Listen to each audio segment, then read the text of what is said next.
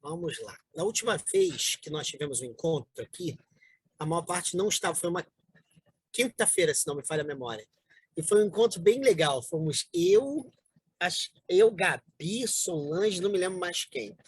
Mas foi um encontro bem divertido e bem profundo até. A gente ficou até bem tarde da noite discutindo. Então, eu vou retomar o que a gente viu da vez passada, que é a diferença que o Leonardo Boff faz entre Oriente e Ocidente. É um esquema, é só um esquema. E eu vou tentar chegar ao final do texto, já que a gente vai começar em seguida o estudo do Rubem Alves, do livro Que é Religião, né, que é um livro muito, muito conhecido e muito bem escrito até. Então, a ideia hoje é só isso, é dar essa retomada e chegar ao fim do texto. Para quem não estava aqui, que acho que quase todo mundo não estava aqui na última vez, nós vimos que o Leonardo Boff faz questão de mostrar que é importante levar em conta as religiões e a relação com a espiritualidade, uma vez que as religiões, elas... voltou, o meu irmão, voltou. A gravação voltou contigo. Eu parei para respeitar. Então, o que a gente viu lá?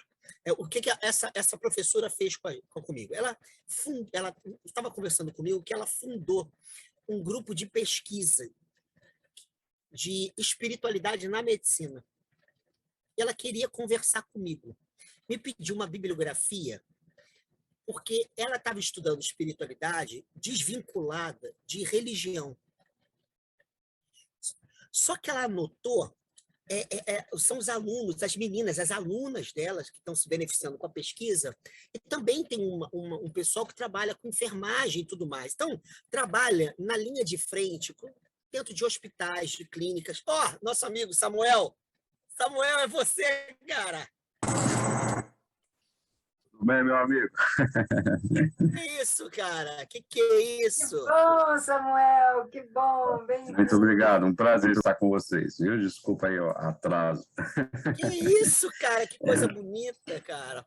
Obrigado aí por estar com a gente, coisa boa. Muito boa mesmo. Que bom. Obrigado, tá? Um prazer, Alexandre. Muito bom mesmo. Então, o que essa professora estava dizendo? Ela estava dizendo o seguinte, que algumas colegas dela estavam interessadas em estudar espiritualidade e medicina. Só que notou que eles tinham muitas dúvidas religiosas e que era muito importante estudar questões religiosas, porque ao lidar com pacientes de hospitais públicos, elas estavam tendo dificuldade de entrar nos problemas ligados à espiritualidade sem saber da simbólica religiosa que estava em jogo naquela pessoa. Então, ela me pediu uma bibliografia sobre a relação do protestantismo histórico com as igrejas evangélicas brasileiras neopentecostais. Era isso, ela me mandou o recado e a gente marcou uma reunião na sexta-feira para a gente bater um papo. As alunas dela, o pessoal lá que está pesquisando, a gente vai bater um papo sobre isso. Porque ela notou que, se a gente estudar a espiritualidade, é como se fosse absolutamente independente de fenômenos religiosos, isso é muito importante para certos grupos sociais. Mas para uma grande massa social, isso é inviável, porque você vai tematizar questões ligadas à espiritualidade a partir de referenciais religiosos. O que o Leonardo Boff faz nesse livro? Ele tem essa malandragem, ele diz o seguinte, olha, a nossa cultura hegemonicamente privatizou a espiritualidade dentro de referenciais religiosos. Então, não adianta eu chegar aqui e dar um conceito de espiritualidade que nos desvincule radicalmente dos referenciais religiosos. Porque a gente vai acabar sendo cooptado por esses referenciais. Ou a gente vai viver na ilusão que é possível você viver numa cultura como a do Brasil, que a gente está vendo no governo atual, né? Os referenciais que você tem de certas moralidades cristãs para pensar família, para pensar questão de gênero. Aliás, o Dia da Mulher é um dia da questão de gênero, de uma hierarquia de gênero baseada numa cultura patriarcal. Quando você fala gênero, tem pessoas que arrepiam, entende? Então, isso são referenciais religiosos. Como é que você vai desvincular radicalmente espiritualidade de religião? Então, o que faz o Leonardo Boff, de maneira muito sagaz, é distinguir, mas sem separar. Então, quando ele distingue, ele faz questão de dizer: espiritualidade não se reduz à religiosidade. E aí ele vem com um conceito tirado de um religioso oriental, que é o Dalai Lama, para pensar uma experiência que não se reduz aos arcabouços religiosos em geral. Então, qual é a caracterização dele de espiritualidade? É tudo aquilo, expressão do Dalai Lama, que produz uma transformação interior. Mas o que é interior para um cara como o Dalai Lama? Isso que vai ser a questão do Leonardo Boff. Porque quando a gente estudar aqui textos orientais, vocês vão ver. No Oriente, a nossa noção cristã de interioridade não existe. Então, por mais que você possa falar a palavra interior, a nossa noção cristã ocidental de interioridade não é a noção deles de subjetividade, de condição humana, não é. Então, quando o Dalai Lama está falando de uma experiência de transformação interior, esse interior abarca a totalidade da experiência humana no mundo. Então, esse interior, ele é muito mais uma relação com o todo do que uma região dentro do ser humano apartada do mundo. Por isso que o Leonardo Boff, em seguida, ele faz a caracterização geral do que é a espiritualidade a partir do Dalai Lama, e ele diz o seguinte: ora, o próprio Dalai Lama diz que há mudanças e mudanças. De que mudança ele está falando quando caracteriza a espiritualidade como mudança interior? E aí ele vai mostrar que o Dalai Lama está pensando em uma mudança qualitativa da nossa relação conosco e com a vida. Então, na espiritualidade, no conceito de espiritualidade, está em questão uma reinvenção qualitativa da nossa relação conosco e com a vida, e, portanto, com a totalidade dos seres, e não somente com a nossa subjetividade. Então, quando você pensa nessa requalificação, a espiritualidade vai questionar, então, muito mais do que a verdade de uma doutrina, seja ela moral, seja ela metafísica, o Leonardo Boff cita isso, seja ela religiosa, seja ela política, ou seja, muito mais do que um arcabouço ideológico, saber a verdade, né? A verdade do budismo, a verdade do cristianismo, a verdade do hinduísmo, a verdade do ateísmo do século XIX, a verdade, a verdade, a verdade. O que está em jogo na espiritualidade é a veracidade da nossa experiência de vida. Veracidade. A transparência qualitativa da nossa experiência. Como somos? Quem somos no mundo? Que vida cultivamos? Entende? Ali é que está o problema. Então, muito mais do que saber a retidão do que acreditamos, é saber quem nós nos tornamos através do que nós acreditamos. Então, a espiritualidade tem muito mais a ver com essas perguntas. Quem? Como? Muito mais do que o quê? Qual a verdade de? Entende? Então, o Leonardo Boff vai para esse lado. Quando ele faz isso, ele coloca uma segunda questão, através do Dalai Lama. Mas a espiritualidade muda? Ela está em processo de construção? Ou a gente se adapta a ela? Ela é um modelo normativo? Ou ela é uma arte? Ela é uma construção contínua?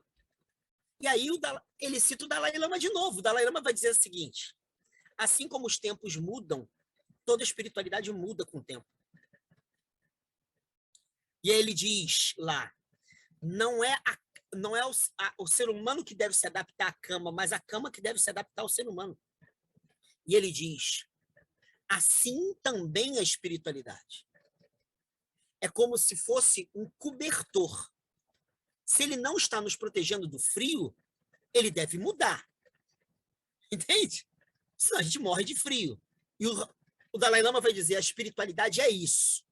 Ela tem muito mais a ver com a maneira como a gente cultiva a nossa existência no mundo. E por isso, se as coisas estão em transição também está a espiritualidade. Pegaram?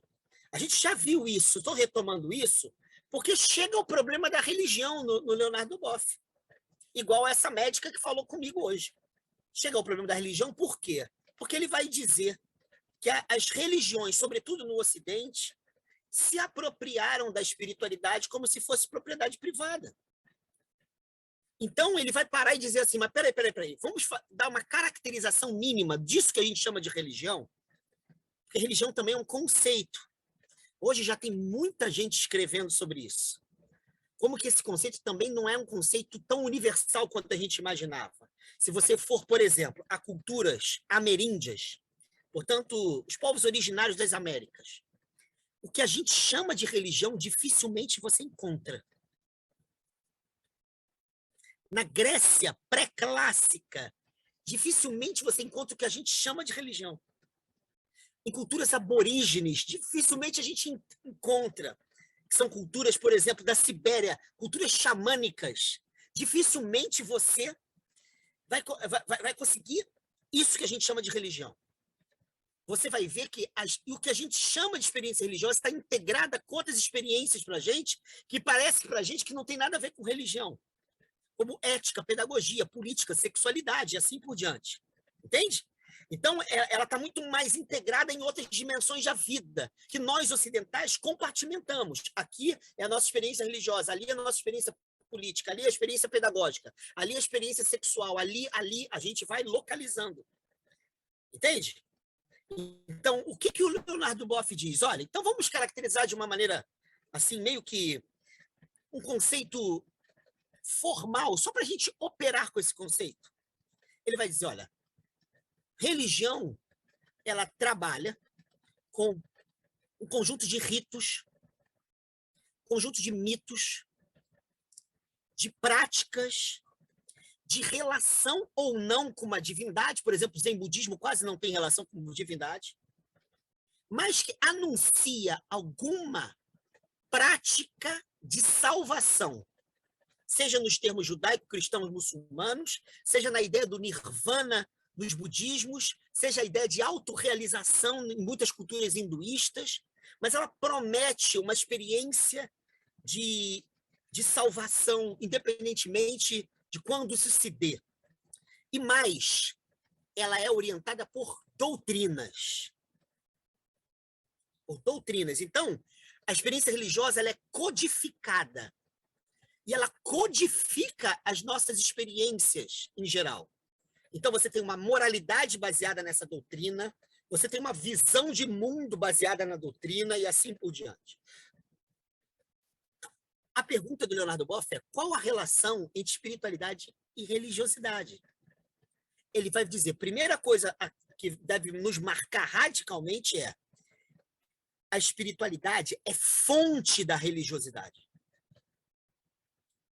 Então, a religiosidade é uma resposta à espiritualidade. Uma resposta, não é a resposta. Daí eu citei, numa vez aqui, uma entrevista do Leonardo Boff, num ano comemorativo, se não me falha a memória, 25 anos de Teologia da Libertação.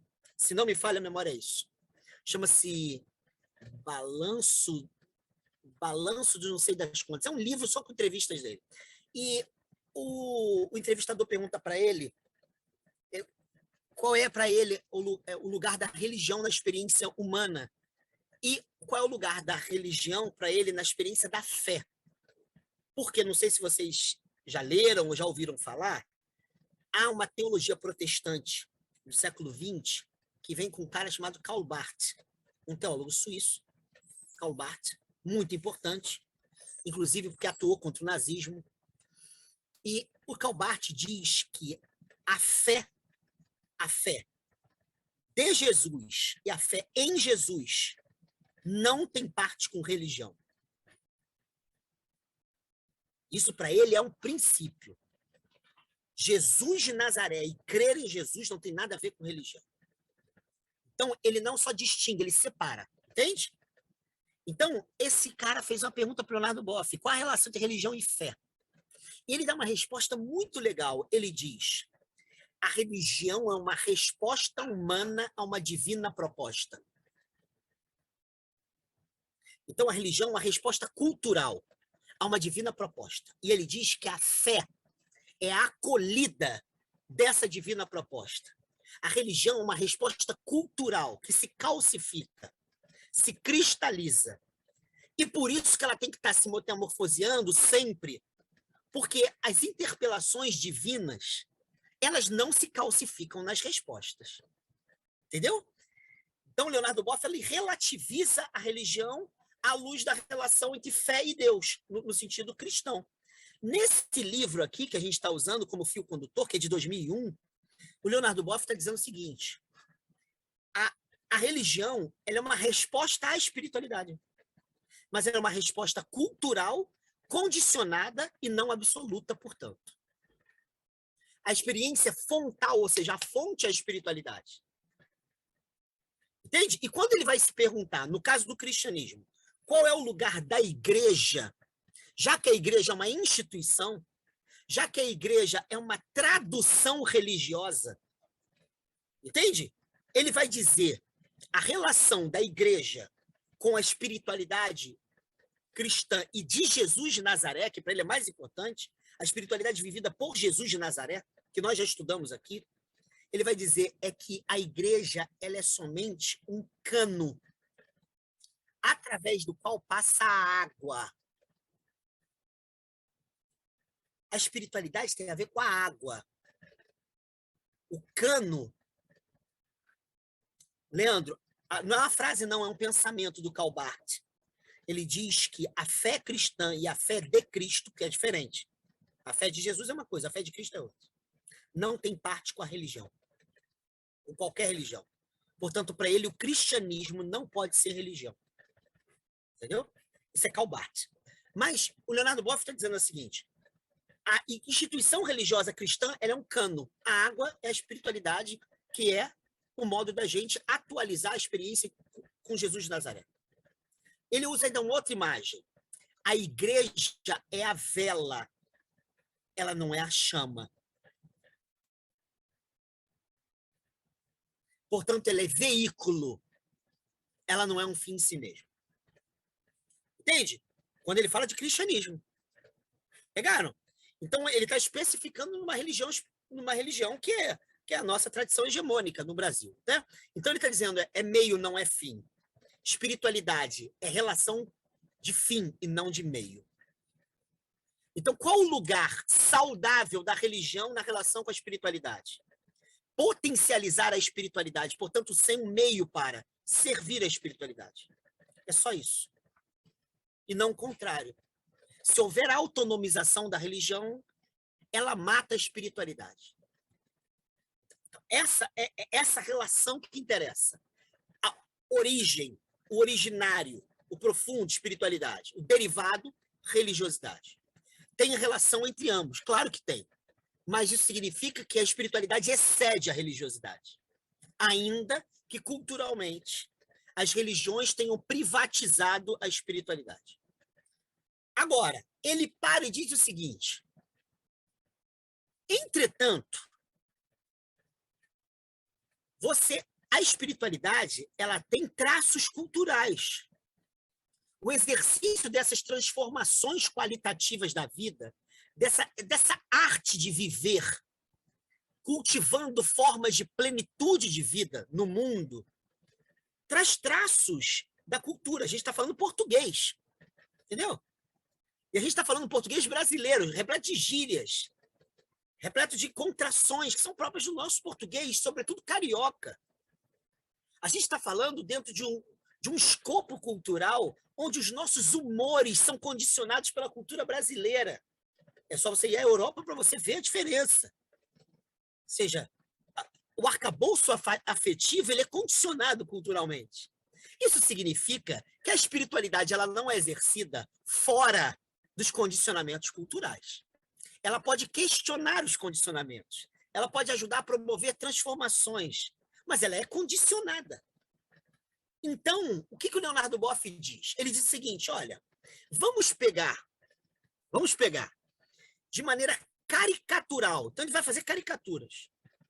Vamos pegar duas maneiras, dois estilos de espiritualidade distintos. Para a gente pensar como é que a espiritualidade ela não se dá ao léu, ela se dá encarnada. Ela se dá no Brasil, no 2022, numa situação política específica. Ela se dá aqui, com traços, com legados, com humores muito específicos da nossa brasilidade. Vamos pegar duas correntes de espiritualidade, com traços culturais distintos, para a gente visualizar como é que a espiritualidade ela é plástica. Não tem receita de bolo, não tem fórmula mágica, ela é plástica. Então, vamos pegar a espiritualidade ocidental e a espiritualidade oriental. Vamos criar traços hegemônicos. Então, é uma caricatura mesmo, são traços hegemônicos. Claro que tem muitas exceções e tal. Vamos pegar esses traços. Como é que a gente poderia caracterizar a hegemonia das espiritualidades ocidentais e a hegemonia das espiritualidades orientais? Orientais, que ele está falando, não é Oriente Médio, é o Extremo Oriente. Ele está pensando no Japão, China, Coreia, está pensando Tailândia, está pensando no que a gente chama de tradições hinduístas, javistas, ele está pensando nos budismos em geral, jainistas, perdão, falei javistas, jainistas. Ele está pensando numa multiplicidade de lugares que são marcados por arcabouços religiosos também. Mas a espiritualidade está sendo exercida dentro disso, nessa estilística, com esses traços específicos daquelas culturas. E ele está pensando no Ocidente. Cristianismo, islamismo, num certo Ocidente agora europeu, mas também judaísmo. Então, como é que se dão essas distinções de maneira caricata? Ele vai dizer, o Oriente tem uma especificidade, e é bem legal, porque dá para entender muita coisa do que ele está dizendo. Ele primeiro se encontra com o todo, a totalidade da vida. E a partir do todo se encontra com a divindade. Entendeu? Isso é muito oriental mesmo. Leonardo Boff está certo. Isso é muito oriental. Agora você tem o outro lado, o Ocidente. Primeiro, a relação vertical com a divindade. O Altíssimo, como se diz na Bíblia, na tradição de Israel. O Altíssimo, olha a expressão. E a partir de Deus, encontra-se com o todo. Então, primeiro, relação com o todo, e a partir do todo, relação com a divindade. Ou, como se diz na Índia, deidades, no plural. Brahman, Vishnu, Krishna, que em alguns budismos também tem essas mesmas deidades. Aí você vai para o Ocidente, Yahvé, a Trindade, Jesus de Nazaré na sua glória, junto ao Pai, sabe? É verticalidade. E a partir da verticalidade, a totalidade da criação na terminologia judaico-cristã muçulmana. Então, relação com o Criador, do Criador com a criatura. Entende? Isso é muito ocidental. O Leonardo Boff vai dizer que é muito importante isso. Por quê? Porque são tradições que têm pontos de partida e modos de exercer a espiritualidade que são distintos, porém, tem um dado comum. O que está em jogo e que é comum a esses estilos de espiritualidade? Pensar a integralidade da experiência humana com o todo e com tudo, incluindo a divindade. Em outras palavras, espiritualidade, para usar uma expressão técnica, tá? Ela é omniabarcante. O que é omniabarcante? Ela abarca a totalidade. Entendeu? Por isso que questões, a espiritualidade nunca é setorial. Foi o primeiro encontro nosso, que eu falei, olha, o Leonardo Boff está vendo um dado muito importante. Nós, geralmente, interpretamos as nossas experiências de vida como se a vida fosse uma pizza, que a gente vai fragmentando, são pedaços. Então, dividiu em 8 pedaços, aí você fala assim, parte econômica, família, igreja, sabe? Estudo, quarto, a gente vai falando isso. Amizade, quinto. Diversão, sexto. Sexualidade, sétimo. A gente faz isso com a vida, cara. A gente é muito imbecil, né? Mas a gente faz isso. Óbvio que chega um momento que dá merda. É óbvio que chega um momento que dá merda. Porque a gente, no fundo, não sabe como articular a integralidade das nossas experiências. A gente vai hipertrofiar alguma coisa, vai atrofiar outra. E, me desculpa o português, mas a gente vai se fuder na história.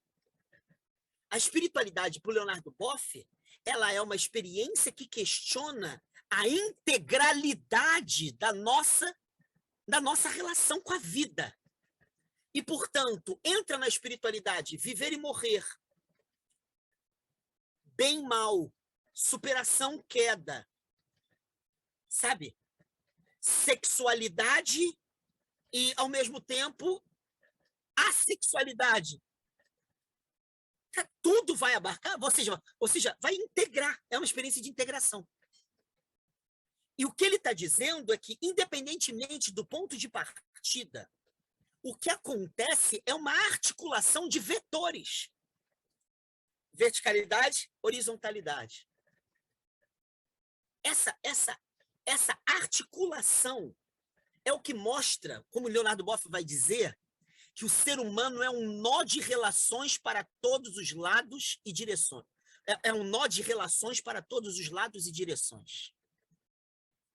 A espiritualidade é a capacidade de você integralizar essa multiplicidade de relações para todos os lados e direções. Entendeu? Então, é aí que o Leonardo Boff está dizendo. Ou seja, lembre-se do que eu falei no início. É como se o Leonardo Boff estivesse falando o seguinte: o verbo viver, ele excede os setores das experiências vividas.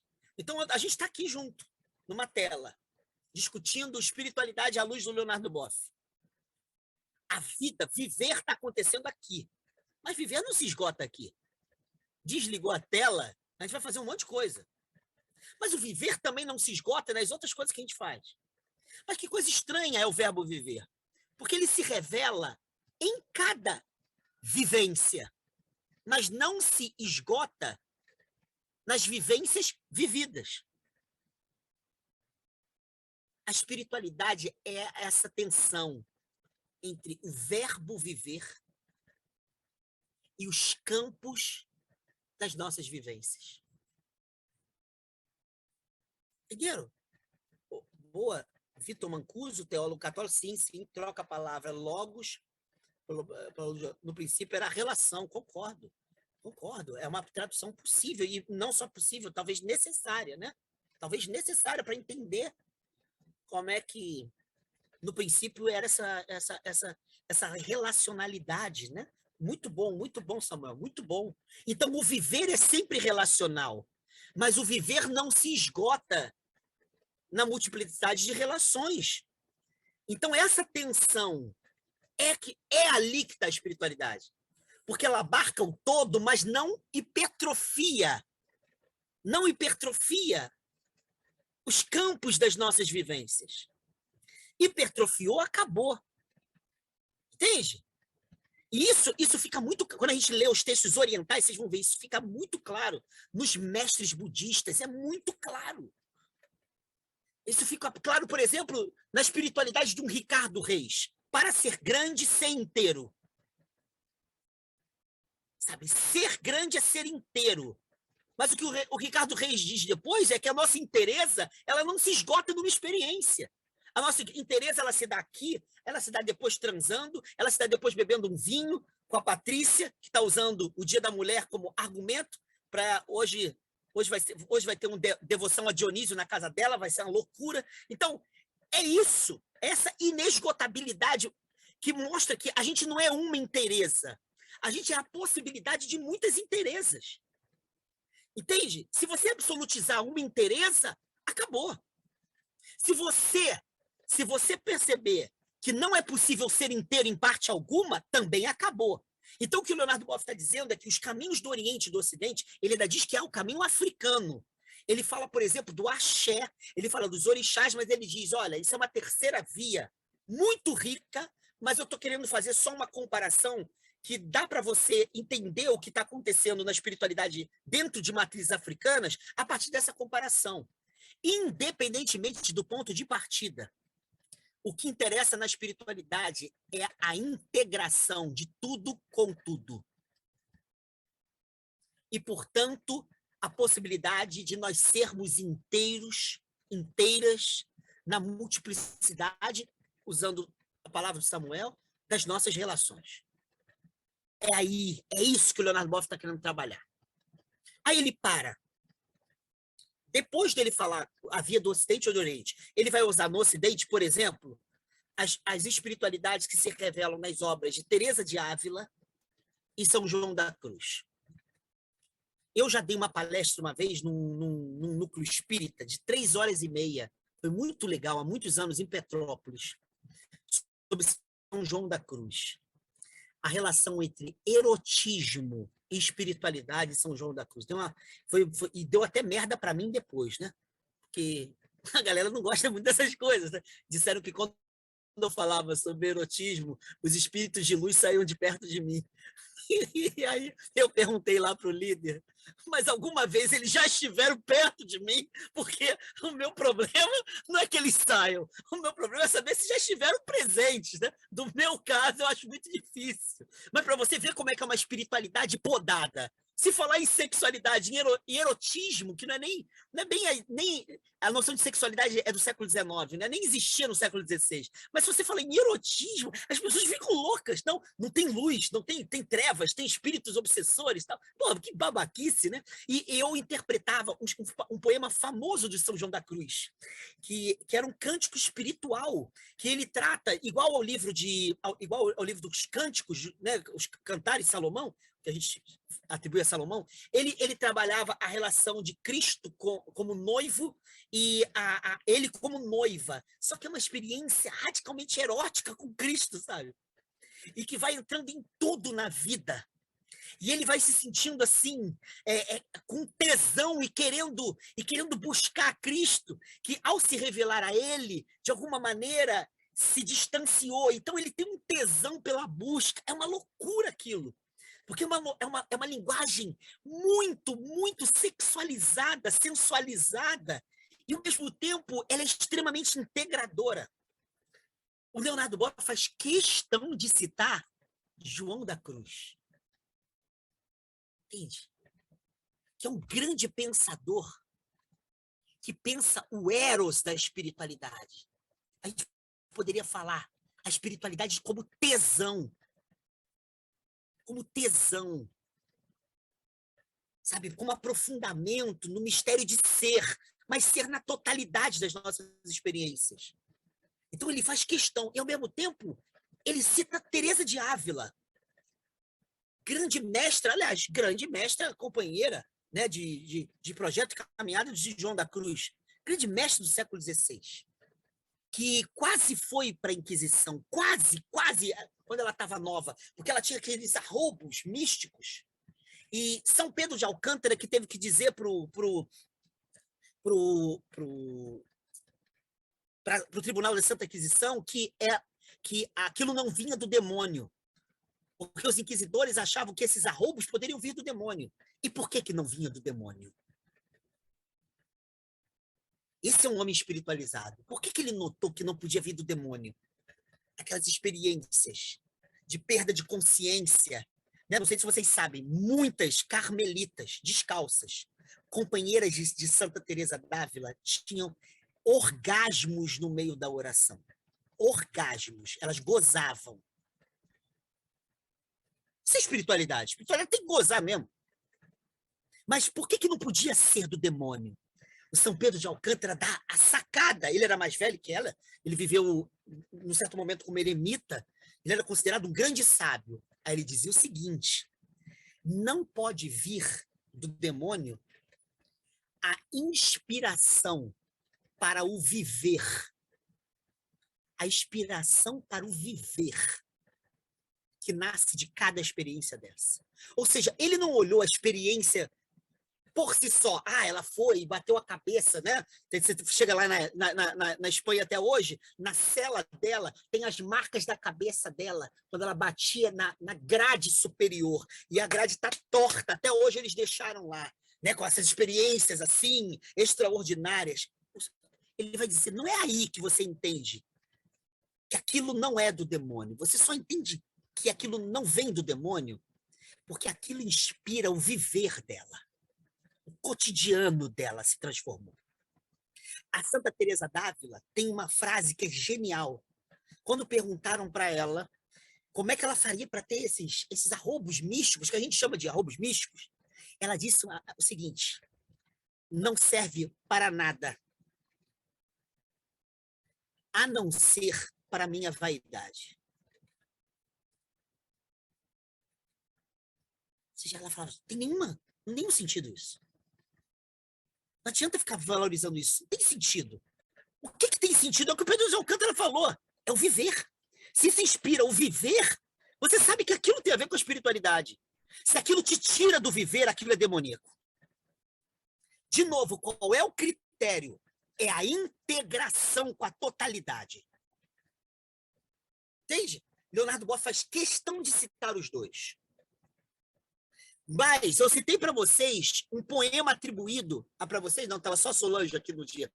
Um poema atribuído a Santa Teresa d'Ávila. Eu tenho esse poema, deixei na casa do Ano e da Nena. Porra, o livro que eu tinha esse poema. Manda o nome do livro que eu tento recuperar para você. Eu também não sei, eram poemas não sei que lá de Santa Teresa. É de Santa Teresa, eu só sei que é de Santa Teresa. Perguntar para a Ana quando eu estiver com ela. Mas não se preocupa não, porque eu tenho as obras completas dela. Então só que eu acho que isso é publicado não como obra completa, mas como texto atribuído a ela, entendeu? Então eu nunca achei nas obras completas. Mas esse texto que é atribuído a ela, não importa, é do século XVI, é um texto muito bonito.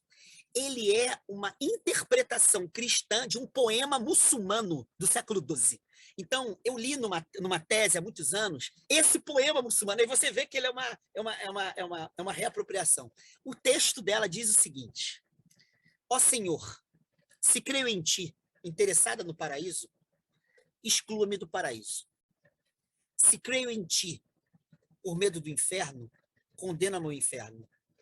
Porém, Senhor, se eu creio em ti, por ti tão somente, não demores, mostra-me a tua formosura. Ou seja, é um poema que diz do desinteresse total da relação com Deus. Ou seja, não tem funcionalidade, não estou interessado em céu, inferno e merda nenhuma, sei lá para onde eu vou.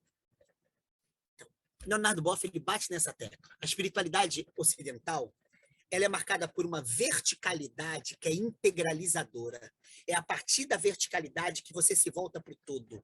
Posso citar de cabeça, que ele não cita, o texto de Lutero, em 1520, da liberdade do cristão, ou da liberdade cristã, melhor traduzindo assim, da liberdade cristã. No final, no parágrafo 28, pra você ver como é que eu li essa merda tantas vezes. No parágrafo 28, ele diz assim: pela fé, o nosso coração ascende aos céus. Pela graça, os céus nos remetem à terra pela grandeza do amor.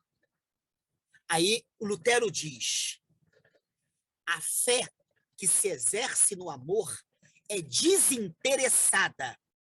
Não busca o céu, não teme o inferno. Isso é Lutero, cara, não sou eu não. É Lutero.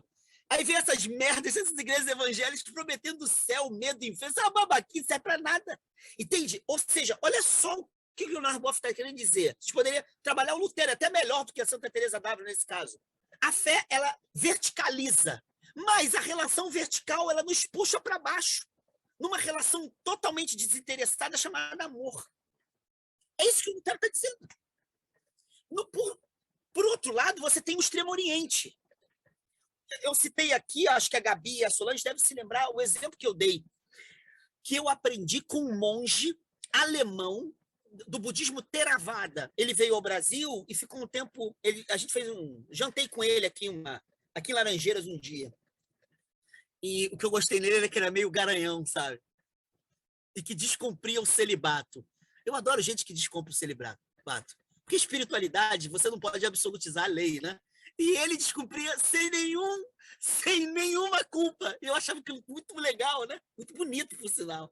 E a gente estava numa mesa conversando, ele, o Alcio, que é monge zen budista, o Felipe, que é do Santo Daime, e eu era o único dentro do esquema cristão ali.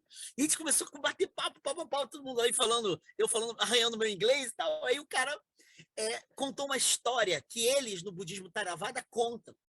E a história é o seguinte: chegou um cara, tinha uma fila de gente para falar com o Buda. Esse Buda que a gente fala, do século VI a.C., na Índia, a gente chama de Buda Shakyamuni. E Buda não é uma pessoa, ele é um estado. Então você pode ter várias experiências búdicas. E nas tradições budistas, todas dizem que existem muitas experiências búdicas de homens e mulheres. Mas esse Buda que é marcante, porque é dele que vem essa consciência histórica desse estado.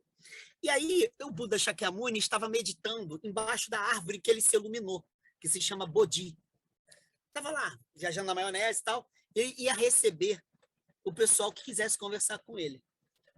E aí chega um cara para ele, o primeiro diz assim: Buda, eu venho de uma aldeia onde as pessoas acreditam em deidades. Para seguir o seu caminho, eu posso acreditar em deidades? Ele falou assim: claro, eu também acredito. Aí, o cara que veio depois ficou ouvindo aquilo, né? Falou assim: Buda, eu venho de uma aldeia que não acredita em deidade nenhuma. Para seguir o teu caminho, eu preciso seguir deidade? Ele falou assim: claro que não, eu também não acredito. Aí, o terceiro cara falou: porra, esse é um 71, né? Esse maluco é mó caoseiro, mó mentiroso. Aí chega, fala assim: vem cá, meu irmão. Ô, Buda, que parada é essa? Pô, eu vi o primeiro cara que chegou aqui, você disse que pode acreditar nas deidades e que você também acredita. O segundo que veio aqui, porra, você disse que não acreditava, que podia não seguir. Qual é a resposta? Ao modelo binário, ou. Esse é o modelo ocidental. Qual é a verdade? Ou pode ou não pode? Isso é bem ocidental. Resposta. Isso se chama no budismo de sutra. São histórias e textos atribuídos ao Buda, mas todo mundo sabe que o Buda pode não ter falado nada disso, vem passando de maneira oral pelas tradições, né? Então isso é um sutra budista. Aí a resposta do Buda foi o seguinte: não importa. Importa que você, ao fazer o caminho, desperte. Se é acreditando em deidades ou não, o que é importante é que você faça o caminho e desperte. Então, esse despertar, o que é o despertar? Entende? Que no Ocidente a gente chama de iluminação, que não é bem iluminação, não. Não sei se vocês sabem, mas qual é o símbolo budista do despertar? É a flor de lótus. A flor de lótus diz tudo. Ela é uma planta muito estranha, cujas raízes são flutuantes, não tem nada fixo, que se alimenta de sais minerais de uma água barrenta. E, portanto, ela se nutre do obscuro. E porque ela só se nutre do obscuro, ela floresce. E quando floresce, ela se relaciona com o sol.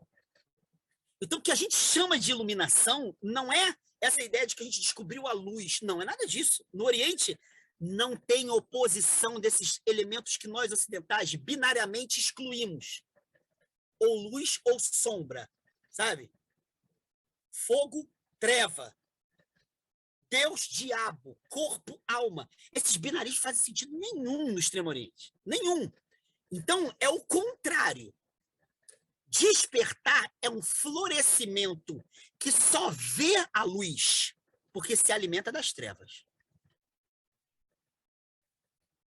Então, existe nos budismos, em todos os budismos, são mais de 100 tradições, um princípio São alguns princípios.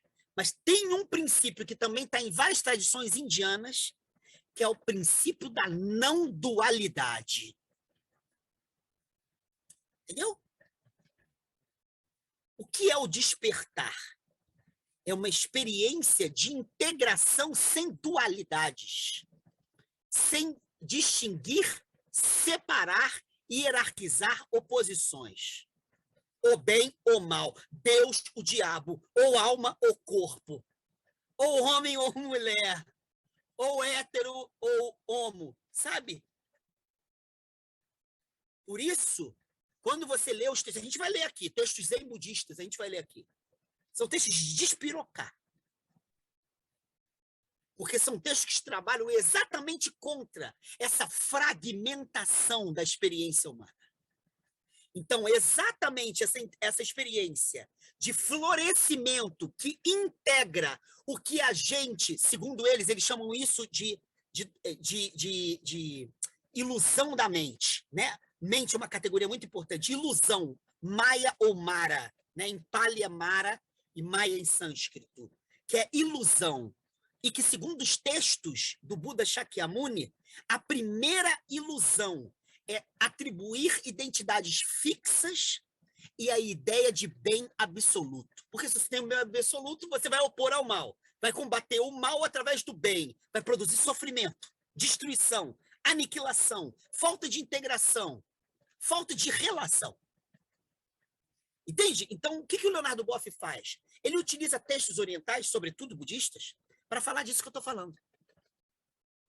Para falar de uma espiritualidade que ela pensa, primeiro, uma integração com um todo múltiplo, mas dotado de unidade, sem essas cisões esquizofrênicas ocidentais. Vou citar uma história para vocês. Há um livro do Eric Fromm. Perdão. Há um livro de um monge zen budista vietnamita que morreu agora, Thich Nhat Hanh, morreu ano passado. Thich Nhat Hanh. Ele criou um grande centro de meditação nos Estados Unidos. Tinha um documentário na Netflix sobre ele. É um cara muito sábio. Ele tem um livro sobre cristianismo e budismo. É um homem muito sábio. Esse cara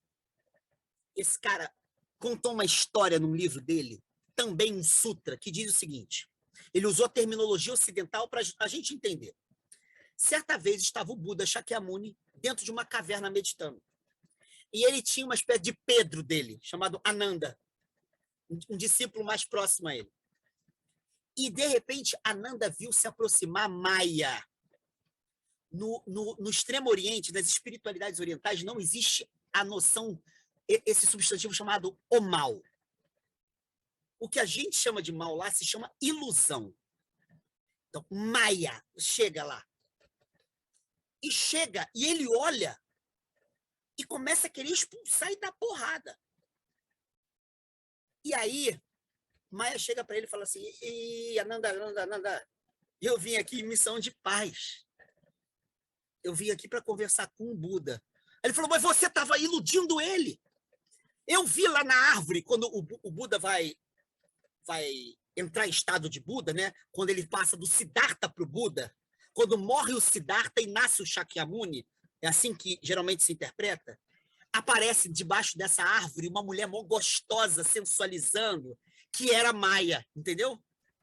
Aparece para ele, o peitão gostosa e tal. Então ele tentou Buda. E aí ele chega e fala, eu te vi lá, seu desgraçado. Você estava tentando o meu mestre, tal. Aí o Maya chega para ele e fala assim, vem cá. O Buda não diz que a gente deve se compadecer com os seres sencientes. O que é um ser senciente? Todos os seres que são passíveis de sofrimento. Isso é a ideia de karuna. A gente ainda vai estudar isso. A ideia oriental de compaixão. A compaixão ela não se reduz aos seres humanos. E ela não se reduz em qualquer sofrimento. Sofrimento não é dor no Oriente. A gente ainda vai ver isso. Então, o Ananda fala assim, sim, ele diz isso. Então, eu estou sofrendo. Aí ele fica meio sem base, vai ao Buda e fala assim, ó, Maya tá aí. Aí o Buda olha e fala assim, ai, que bom, chama ele.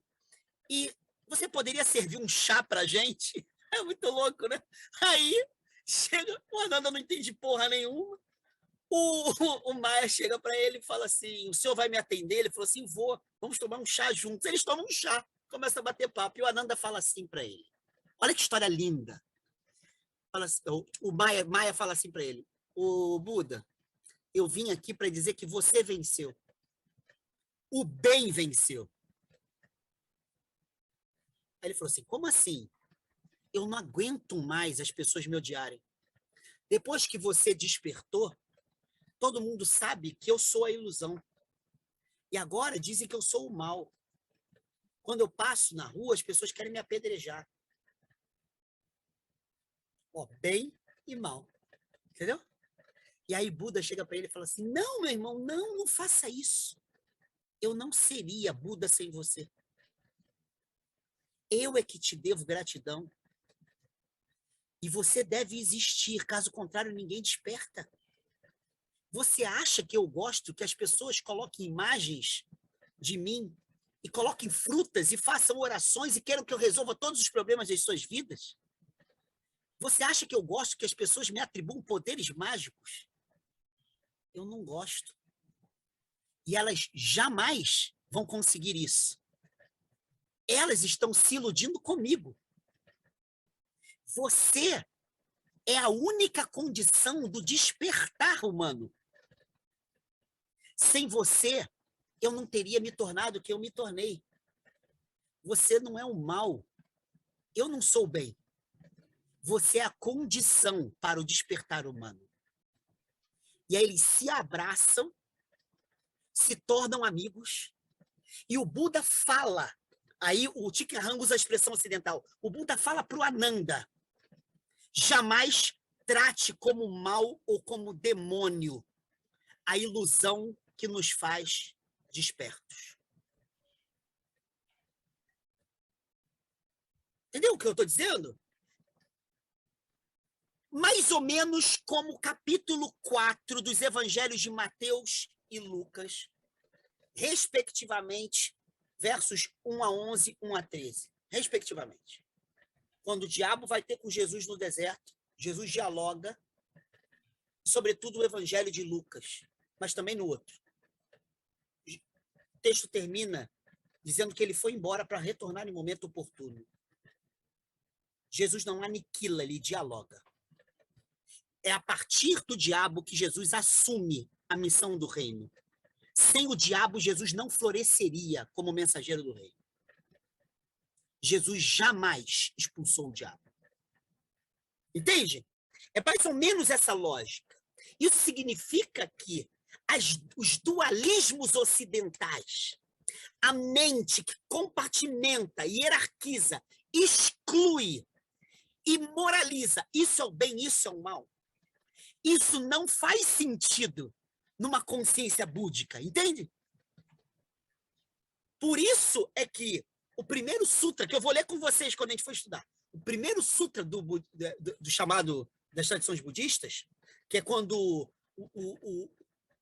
os antigos companheiros de Siddhartha Gautama se deparam com o Buda, e o Siddhartha, né, se transformou em Buda, quando ele vai dialogar com a galera para dizer o que ele experimentou quando ele despertou, e o pessoal está sacaneando ele, e ele vai dizer lá as chamadas nobres verdades, né, a doutrina lá da senda dos 8 caminhos, a senda óctupla, né, como se chama, ele vai dizer uma coisa, que todo o bem faz sofrer.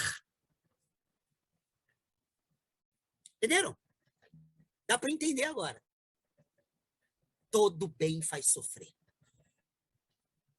A gente nunca mata em nome do mal.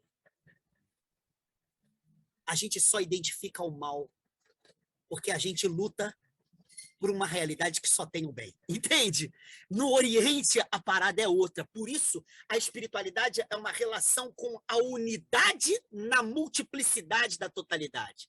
E a partir daí, com as divindades. É isso que diz o Leonardo Boff. Entenderam o esquema? Um esquema muito específico. Mas o que o Leonardo Boff está dizendo é, Mas, no final das contas, essa diversidade de exercícios de espiritualidade, ela está preocupada com a possibilidade de uma relação de inteireza com a totalidade, conjugando verticalidade e horizontalidade. Isso não tem código.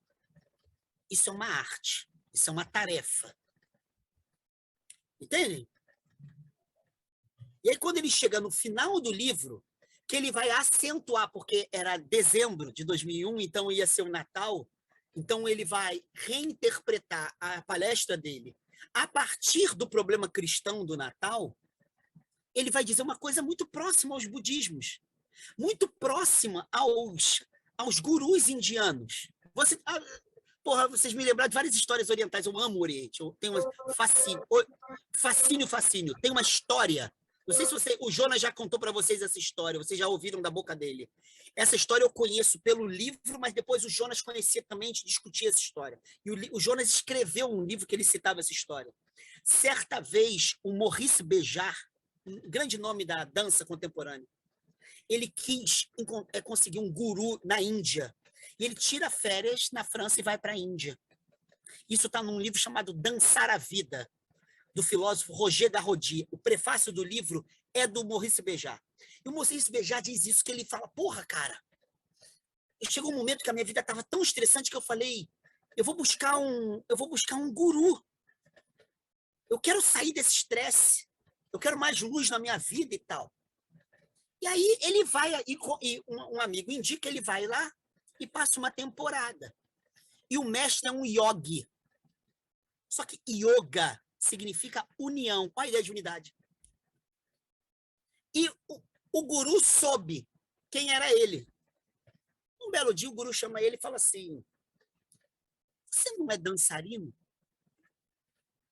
Olha só que história linda. Eu falei assim, sou. Tem uma deidade aqui na Índia chamada Shiva Nataraja. É uma divindade da dança. Shiva é a deidade da desconstrução, mas também do movimento artístico da dança. E ele diz o seguinte, os devotos de Shiva Nataraja fazem yoga dançando. E quando o seu corpo desconstrói o movimento duro da sua vida, olha que imagem linda, ela entra na música do universo. Ele entra na música do universo. E ali ele experimenta o yoga, a unidade. A unidade. Aí o guru chega para ele e fala assim, você não devia ter saído de onde veio. Você dança. E se você dança, você já faz yoga. Você já tem um caminho de unidade com o universo. Aí ele termina dizendo, se todos os ocidentais soubessem dançar. Olha que imagem linda. A dança como lugar de unificação com o universo. É esse acento oriental que Leonardo Boff quer. Mas ele vai interpretar no finalzinho do livro a terminologia nossa cristã, brasileira e ocidental com um olhar muito próximo do Oriente. Primeiro ele diz, a espiritualidade nos faz ver Deus atravessando todas as coisas. Então, o que a gente chama de Deus não pode estar acima, nem abaixo, descolado. Não tem superior e inferior. Tem atravessamento. Ele está pensando isso muito com a lógica oriental. Não tem dicotomia. Essa babaquice que a gente sempre produz. Onde é que está? O alto parece que está acima da gente. Essa altura não é geométrica nem geográfica. Então ele vai dizer, não. Quando a gente diz, como dizia no século XVI, Santo Inácio de Loyola, ver Deus em todas as coisas, esta é a meta de todo cristão. Leonardo Boff está dizendo, você vê Deus costurando toda a criação. Costurando. Não está divorciado, não tem divórcio. Ele vai chamar isso de panenteísmo. Tudo em Deus, Deus em tudo. Essa interpenetração. Como diria muito bem Ivone Gebara, a relacionalidade complexa do mistério. Relacionalidade complexa. Complexa por quê? Porque tem uma multiplicidade. Então, você é muito próximo do Oriente. Ele está relendo o Ocidente com o Oriente, entendeu? Isso é muito legal nele. E aí ele termina dizendo assim, mas espera aí, é Natal. Natal tem muita coisa legal. Primeiro, porque a espiritualidade que aparece na festa natalina, ela coloca em xeque o consumismo como um todo, por mais que seja uma data de consumo. E ele diz, porque tanto Deus quanto o sexo se tornaram produtos a serem consumidos. Mas você não consegue fazer isso com a riqueza espiritual do Natal. E aí ele diz, por quê? Porque o Natal é o mistério na carne frágil e mortal de um bebê. É o casamento da altura com a baixeza, do absoluto com o relativo. E ele diz, quando a gente fala que o verbo se fez carne, significa que a totalidade da criação foi transfigurada porque habita o mistério. Nela habita o mistério. Ou seja, acabou a cisão, é isso que ele está dizendo que é o Natal. E ele diz, por isso que o Natal evoca experiências humanas de celebração da existência, porque é a celebração da vida.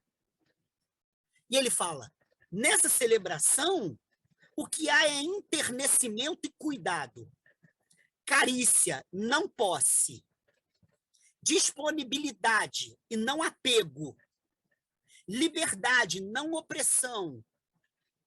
E, ao mesmo tempo, ele diz, isso é um clamor para que a gente redescubra a possibilidade de ser criança e volte a se encantar com tudo que aparece. Isso é muito próximo do Oriente, para não dizer que é oriental, entende? O que ele está querendo dizer agora é que no Natal a verticalidade se fez horizontalidade. E se a gente não tem uma experiência de encantamento com o todo, a gente não encontra a supremacia do Deus em que cremos. Entendeu? Então ele fecha o livro assim, dizendo que esse é o desafio. É a carnalidade mortal do Deus que a gente alocou acima de nós. E aí ele ainda fala, nesse ser, Jesus, não há nenhuma explicação para o mal. Ele não diz por que o mal existe, ele sofre o mal. Não há nenhuma explicação sobre a exploração do trabalho, porque ele se faz trabalhador e sofre da exploração do trabalho. Não há explicação, há experiência. Em Cristo não há doutrina, há uma arte de se viver. Pegaram o problema? Isso mostra que essa multiplicidade de estilos de espiritualidade, ele foi no Oriente para dizer o que o guru disse para o Morri se beijar. Você saiu lá da casa do cacete para vir para cá, volta para lá e vai dançar, mano. Você está saindo do Ocidente para ir para o Oriente? Volta para lá. Não tem um tal de Natal aí? Verticalidade e horizontalidade se confundem. Um amigo meu, que é doutor em filosofia, até um professor, ele estudou na Universidade Católica de Milão, e ele é marido, há 40 anos casado com outro cara, um italiano, e eles se aposentaram lá e vieram para cá. Ele é brasileiro, voltou para cá. E aí, ele disse que certa vez Dalai Lama ia à Itália, e ele falou, cara, ele era católico de tradição, falou, não, eu tenho que ir lá, o Oriente, o budismo, sabe? Eu tenho que ir lá, lá está a verdade. Aí, o Dalai Lama ia visitar mosteiros budistas, lamaístas, né, o budismo tibetano, lá na Itália. Mas a procura foi tanta que ele deu um dia de meditação e uma palestra, uma tarde, num estádio de futebol. E esse meu amigo estava, o Marcelo. Disse que o Dalai Lama olhou e não pegou leve, pegou super pesado. Disse assim: o que vocês estão fazendo aqui? E começou a falar assim: vocês têm uma cultura que tem Maria, que tem José, que tem Jesus, que tem os patriarcas de Israel. Começou a citar. E ele falou assim: tudo que vocês buscam com a gente, na gente, vocês já têm em vocês. Aí ele falou: volte para a raiz do Ocidente, que vocês vão encontrar o que a gente encontrou na raiz do Oriente. Entendeu? É isso. Não dualidade, integralidade. Não é Oriente versus Ocidente ou África versus não sei o quê. Não, é experiência de integralidade. Dentro dos nossos referenciais, há possibilidade de espiritualidade. Dentro de outros referenciais, há outras possibilidades de espiritualidade. A gente pode dialogar e se enriquecer e se potencializar. Mas o que interessa é que é a integralidade que está em jogo. E os nossos referenciais, às vezes esquecidos, nasceram dessa experiência. É isso que o Dalai Lama diz para eles. E aí ele termina dizendo o seguinte, que ele ia orientar a meditação de todos, mas que um bom Pai Nosso faria o mesmo com as pessoas do que ele ia fazer naquele momento. Eu achei isso tão genial e generoso, um bom Pai Nosso. Entendeu? Entenderam? A sacada é isso que o Leonardo Boff está chamando de espiritualidade. Vamos lá, galera. E aí? Ó, que viagem, hein? Terminamos esse livro. O que vocês têm a dizer, aprofundar, criticar? Como é que é? O discordar?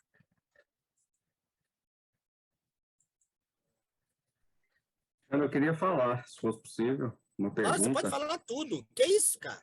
Fala aí, que pergunta. Você está falando da questão da espiritualidade oriental versus ocidental, e a partir da sua recomendação, naquele almoço que tivemos, em que você disse sobre espiritualidade, para buscar literatura relacionada a isso, eu tenho buscado, e um dos autores que eu tenho gostado muito é o Luc Ferry, né, que trata bastante dessa questão. Tem, inclusive, um livro dele que eu estou lendo, O que é o Homem, e ele faz esses links e fala da dificuldade, de fato, que temos no Ocidente, quanto à nossa religiosidade, em diversos temas. É muito dicotomizado, ou seja, não pega essa integralidade própria do Oriente. Um dos exemplos que ele cita é a questão relacionada à morte mesmo. Por exemplo, como que o Oriente lida com a morte? A partir, por exemplo, de uma constatação de que você tem alguns dias ou alguns meses só de vida. Para eles isso é uma bênção, para poder se preparar. Mas para a gente aqui no Ocidente é uma crise. Caramba, eu vou morrer. E essas questões vão fazendo com que a gente perca essas oportunidades de espiritualidade, como você nos ensinou aqui. Eu achei fantástico esse reencontro com nós mesmos, né? Antes, sem falar das questões relacionadas à sexualidade, né? Que a gente não sabe lidar com isso e tratar isso também como espiritualidade. Tem até um livro do Howard Schwartz, Falo de Deus e os outros problemas para o homem e o monoteísmo.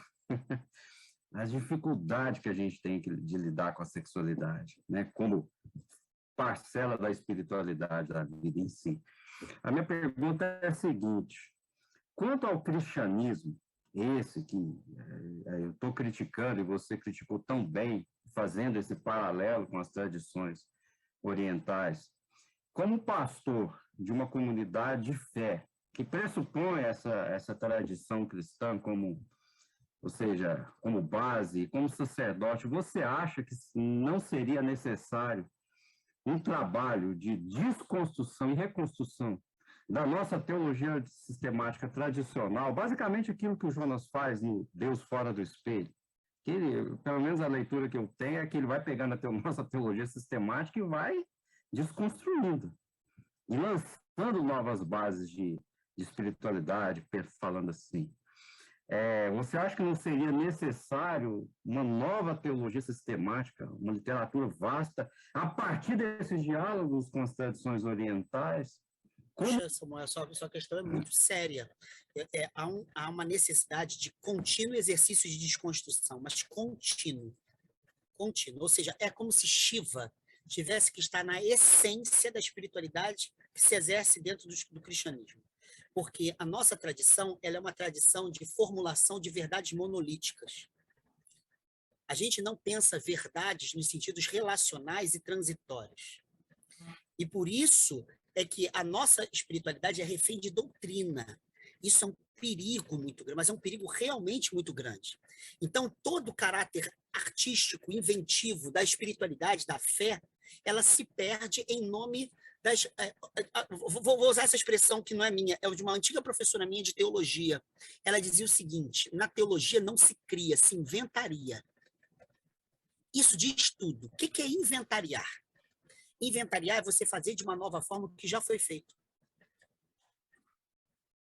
Ela disse a verdade. Ela disse, isso serve para moralidade, isso serve para dogmática, isso serve para tudo no cristianismo, isso serve para as celebrações, isso serve. É sempre uma roupagem nova dentro de um corpo envelhecido. Mas a gente não coloca em xeque o corpo, a gente coloca em xeque a roupa. Entende? Então não vai mudar merda nenhuma. Então, a nossa tradição é isso. Ela é uma tradição, como disse bem o Rubem Alves, que está preocupado com a reta doutrina e está preocupada com a manutenção da verdade. Sempre nesse sentido. Então, pensar outras possibilidades, ou pensar a espiritualidade para além dessa experiência monolítica da religiosidade cristã, é você sempre estar exercendo desaprendizados. Eu acho que é um elemento que nós ocidentais não aprendemos. Vou usar um exemplo oriental.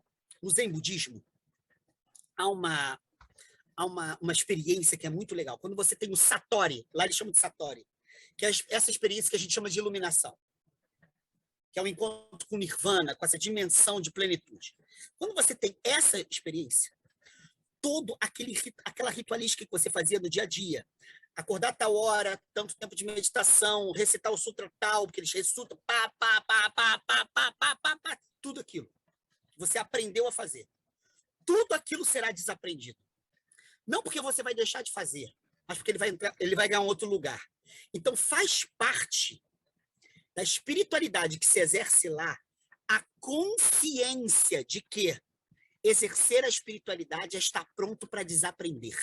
A gente um dia aqui, a gente não vai ter esse tempo, uma pena, mas a gente pode um dia marcar, da gente ver junto, um filme que ganhou muitos prêmios, eu amo esse filme, chamado Primavera, Verão, Outono, Inverno, Primavera. É um filme budista. Eu amo, eu já dei palestra, já discuti, já escrevi sobre parte desse filme. Primavera, verão, outono, inverno, primavera. O ciclo das estações, uma abertura de um novo ciclo. Lá fica claro o desaprendizado como elemento central da espiritualidade no Oriente. Ou seja, desaprender. A gente aprendeu a aprender, a gente não aprendeu a importância de desaprender. Então, essa espiritualidade que está pronta para abrir mão, isso é muito específico desses lugares. Nossa tradição, ela não se dá assim. A gente se dá por acúmulo. Sabedoria é acúmulo. Não. Para essa galera, a sabedoria é um viver que abre mão. Então, Samuel, a sua questão é muito importante. Eu acho que a gente precisa colocar a desconstrução como elemento da espiritualidade. Seguir Jesus de Nazaré é alimentar uma espiritualidade que está sempre se desconstruindo. Ela está sempre apta a desmoronar. Sempre. Os seus edifícios podem ser derrubados. Mas não é porque ela gosta de aniquilar. É porque se ela não desconstruir, ela não se reinventa. Então, você sabe como é que se dá isso na Índia? Na Índia se dá entre 3 deidades. Vishnu, preservação. Brahman, criação. Shiva, desconstrução. Olha o jogo. Olha que jogo lindo. Preservar tem que ser equilibrado com criar e desconstruir. Então, esses elementos fazem parte de todas as grandes espiritualidades que se exercem na Índia. Então, a gente não tem isso. A gente é incapaz de fazer morrer os nossos sistemas. Sistemas morais. A nossa moralidade sexual. E mesmo falando assim, a Bíblia diz isso. Pô, mas olha, hoje é o Dia da Mulher. A Bíblia foi escrita por mãos masculinas, várias tradições masculinas, de uma cultura patriarcal, baseada na ideia de Torá, de lei. E quando surge a graça, que é lá como tema, graça já existe no Primeiro Testamento, como tema, a gente até cai na empáfia de dizer a graça que nos possibilita seguir a lei, ainda reforça a lei.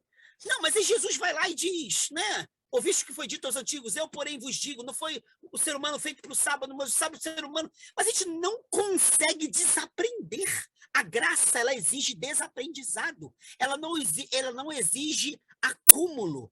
Então, a gente não conseguiu esse passo. Então, Samuel, no caso da IRI, né, que é o lugar onde eu tento cultivar lá pouco da espiritualidade, multiplicar as vozes, democratizar as perspectivas, relativizar as verdades que se absolutizaram. Portanto, o ecumenismo é uma aula de desaprendizado.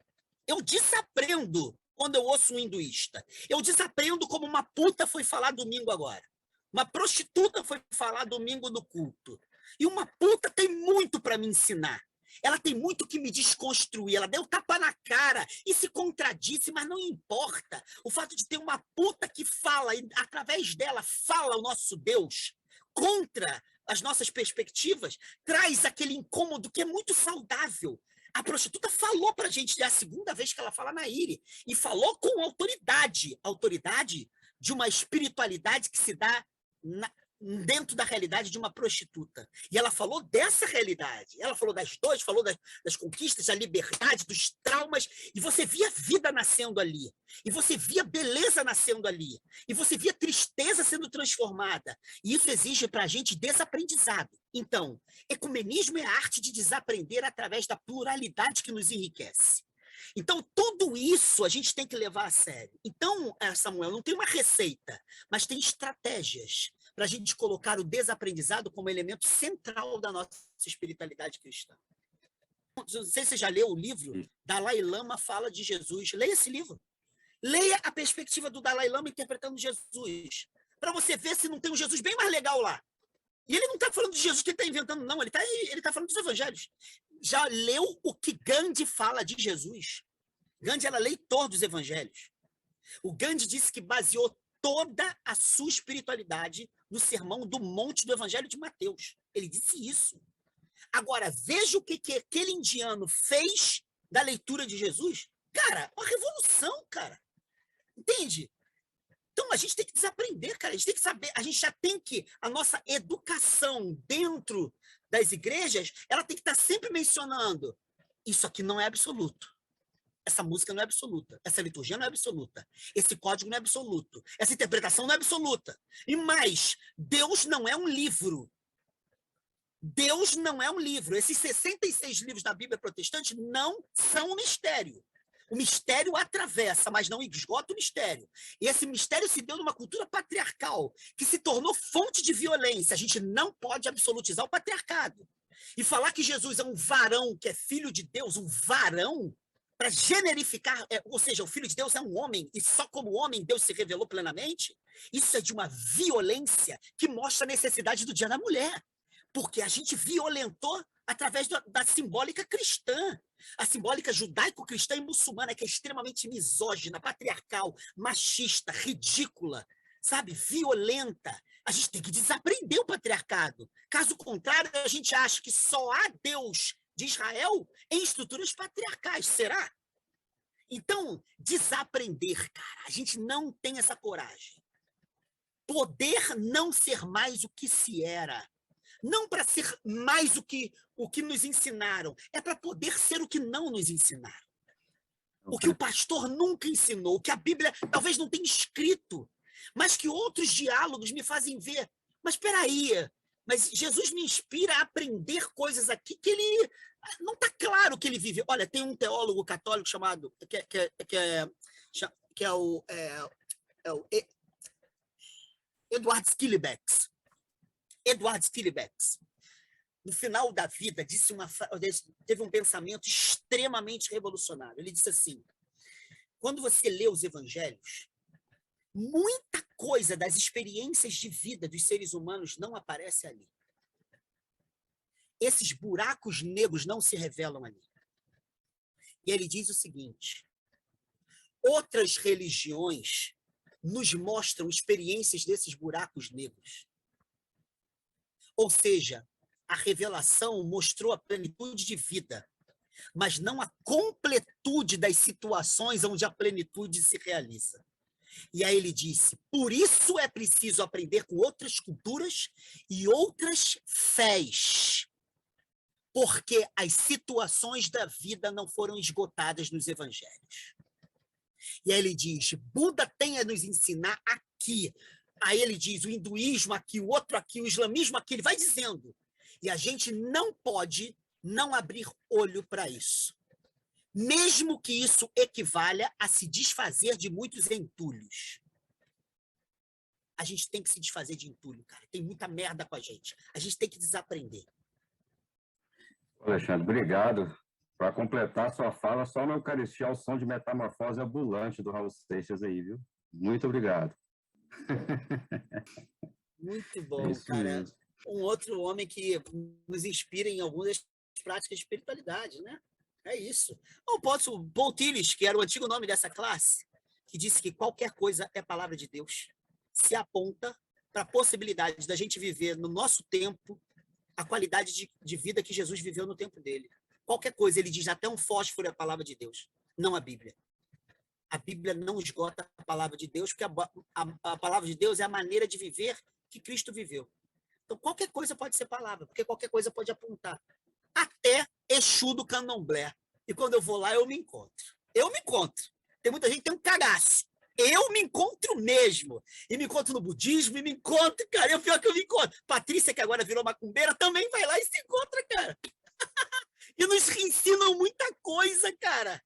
Entendeu? Nos ensinam, a gente sai de lá, né, Patrícia? A gente é abraçado, beijado, a gente dança, que tem uns malucos lá no meio, celebra a vida, gargalha, sacaneia, come, bebe. Né? Aqueles atabaques chama a gente, né? Aquilo é lindo. Muito forte. O melhor são os abraços. É, isso eu ainda não vi, mas eu quero. Não é, Patrícia? Não é, maravilhoso. Patrícia? Maravilhoso. Ó, boa semana para todo mundo, um felicíssimo Dia da Mulher, que vocês, mulheres, sejam protagonistas de outras espiritualidades, porque a nossa patriarcal tá um lixo, uma merda. Espero que vocês inventem, nos ensinem, tirem a gente desse trono de merda, sabe? E falem, e exijam renovações aí. Euricão, beijo, meu camarada. As mulheres lá naquela época não se revolucionaram, não? Algumas sim, claro, né? Inclusive na Bíblia tem várias exceções, né? Mas não são exceções. Tinha mulheres fortes, mas assim, que se juntasse, fizesse manifestos. Alguém já leu aqui Lisístrata? Leiam Lisístrata, uma comédia grega. As mulheres fazem greve de sexo e acabam com uma guerra. Tem aquela... A Fonte das Mulheres, que é super legal. Olha, leiam esse texto. Tem na internet. É uma comédia grega muito bonita, porque ela é isso. Os maridos vão à guerra, elas têm filhos, e tem esse negócio de querer virar herói, querer ser imortalizado na guerra. Elas falam, então a gente não trepa mais, acabou essa porra. O meu nome mesmo? Repete o nome. Lisístrata, ou Lisístrata, né? Com S. Lisístrata. Ou seja, cara, é uma revolução a partir de um celibato obrigatório. Leiam isso, cara. É genial. E acabou a guerra. Todo mundo entra em paz na hora. Basta a mulher falar, não abre mais a perna. Acabou. Alexandre, só mais uma coisa. Você falou aí das religiões de matriz de raiz africana. Eu lembrei do Ivanildo dos Santos, uma vez, me contando sobre uma pessoa que chegou para ele pedindo para que ele fizesse um trabalho lá para expulsar uma pessoa que estava incomodando ele, que para ele era o karma dele. Ele falou assim, cara, eu não vou fazer isso não. Eu não sei se num plano maior isso é para a sua própria evolução. Caramba, cara, aquilo foi uma loucura. Quando ele falou isso, ele falou assim, caramba, então até as questões negativas da vida podem ser fatores que contribuem para o crescimento da nossa própria espiritualidade. É outra visão, cara. Ou seja, vai abarcando tudo mesmo. Lá não Cara, tem, a gente tem muito a aprender com essa gente, cara. lá não tem código de bem e mal. Eles não têm divisão, eles não têm os substantivos bem e mal, não existe. Nas 4 tradições do candomblé no Brasil, não existe. O que existe é o que é mais favorável para a singularidade do seu caminho, é o chamado Odu. Então é tudo muito singularizado, não tem essas universalidades. Eu vou te contar uma melhor. Eu fui próximo da Mãe Beata de Iemanjá, uma Yaorixá negra muito conhecida, assim. Eu estive com ela em vários eventos. Belo dia chegou uma mulher para ela. Olha, 2 experiências minhas, uma com candomblé, outra com banda lindas, linda. Chegou uma mulher para ela e falou assim: eu quero acabar com o meu marido que me traiu, não sei o que lá, Qual o trabalho que eu faço? Eu pago o que for preciso. Aí ela pegou e botou uma lista gigantesca assim, de coisas. Mas disse que tinha um material que ela ia ter que bordar. Que ela ia botar um boneco com a foto do ex-marido e pau. Mas era um negócio. Era um negócio assim, quilométrico. E a mulher começou a fazer. Só que ela ia ficar meses fazendo. Ia gastar um dinheiro, filha da puta, comprando tudo. Quando chegou no final, ela vai para a Mãe Beata e fala assim: Mãe Beata, eu desisti. Aí ela falou assim: por quê? Mas ia dar certo o trabalho. Aí ela falou assim: porque eu fiquei cansada. Puxa, eu estou alimentando tanto ódio, vou ficar meses fazendo tudo isso só porque ele me traiu. Ela falou assim: esse era o sentido do trabalho. Você saber que você era maior do que o seu ódio. Ela me contou isso. Ela se cansou de odiar. Ela me contou. A Mãe Beata jogou, o orixá, então, deu a estratégia. E ela deu a estratégia. Ela falou: era para você se cansar de odiar. E a segunda, eu estava presente. Eu fui a Engenho de Dentro, junho ou julho do ano passado, fazer entrevista com 2 pombagiras, por causa do meu livro lá que eu estou escrevendo.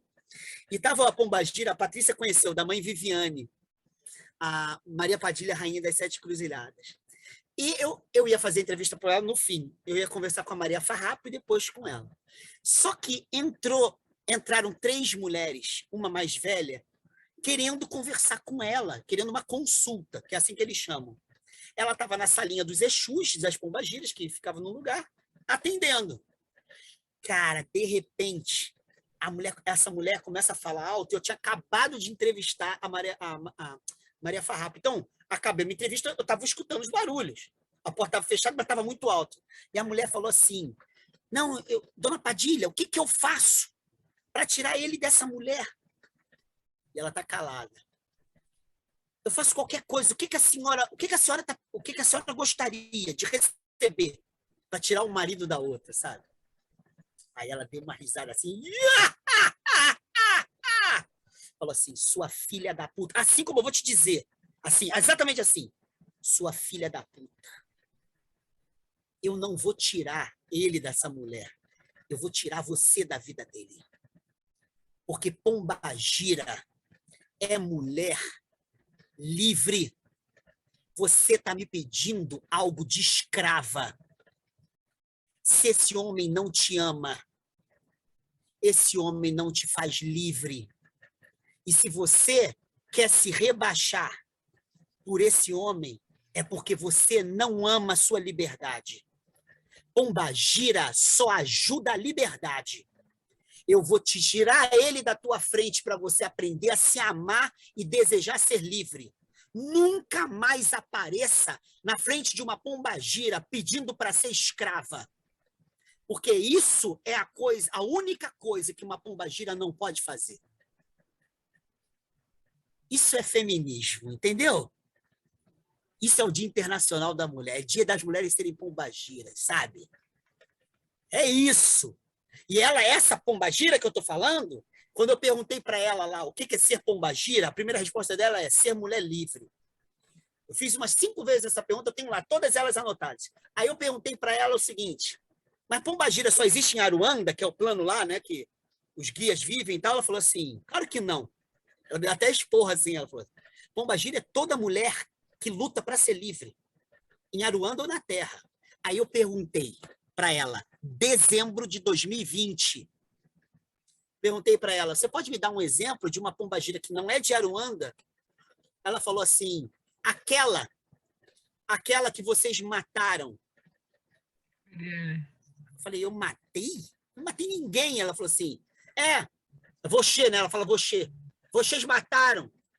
E que morreu com o balador, né? A bala no peito. E que falava em nome de mulher preta, em nome de mulher pobre, em nome de mulher fodida. Eu falei, Marielle Franco, ela falou assim, quer pombagira melhor? Entendeu, cara? Isso é muito legal, cara. Pergunta a mim. Ah, tô aqui, posso ler para vocês, ó. Esse aqui é um dos cadernos meus, só de ter visto de pombagira. Posso ler para vocês uma entrevista aqui sobre essa pergunta. Perguntei para Maria Padilha, rainha das 7 Cruzilhadas, por que o nome Maria era comum a quase todas as pombagiras? Isso tem relação com a Maria, mãe de Jesus? Já que a gente conhece o nome Maria por causa da mãe de Jesus, né? Miriam, né? Em hebraico. E ela falou o seguinte, sim, ó, tá aqui, ó. Pombagira traz o nome Maria não só para afrontar, mas para trazer liberdade para as pessoas. Aí eu perguntei, e a Maria, mãe de Jesus? Porque a gente sabe que ela é virgem, que ela é isso, que ela é aquilo, tal. Ela diz assim, uma coisa é a Maria da igreja, a outra é a mãe de Jesus. A mãe de Jesus é pombagira. A Maria da igreja é escrava. Isso é mariologia, meu camarada, na doutrina católica ortodoxa. Isso é mariologia. Entendeu? O nosso nome é o nome dela mesmo, é por causa dela mesmo. Mas não é da igreja, não. É da igreja escrava. A gente é livre. A mãe de Jesus era livre, era pombagira. Era pombagira. Eu escrevi lá, eu li num congresso um credo das pombagiras, e no bate-final eu dizia assim, creio em Maria Pombagira de Nazaré. Porque é ela que me ensinou, foi essa pombagira que me ensinou. Entende? Como é que a gente não vai aprender, cara? E aprender a desaprender a Maria que a gente aprendeu, que está nas Ave Marias, sabe? Que só diz sim, que é virgem, que é obediente, porque a Eva foi desobediente. A Maria não é a Eva, então ela é só obediência. Não, cara. A pombagira redime a Eva e mostra que a mãe de Jesus também era desobediente. O Magnificat é uma ode à desobediência. Derrubou do trono os poderosos, exaltou os humildes. Isso é desobediência, cara. Entende? Olha, isso é só uma pombagira que me ensinou, tá? Não foi um livro de mariologia daí que eu já li. Fiz essa matéria no seminário católico. Eu fiz. Ó, foi a pombagira. Foda, né? Muito bom, Alexandre. Obrigado, cara. Sejam pombagiras. Sejam pombagiras. Sejam felizes. Beijos. Beijo, gente. Boa noite a todos. Obrigado, Boa noite. Alexandre. Muito bom, Obrigado, Samuel, gente. te ver. Muito bom, muito bom. Valeu, Leandrão. Valeu, galera. Valeu, Roberval. Parabéns às mulheres. Tchau, Samuel. Beijo. Beijo, Eurico aí, todos aí, tá, gente? Vamos marcar a nossa reunião de oração, Samuel.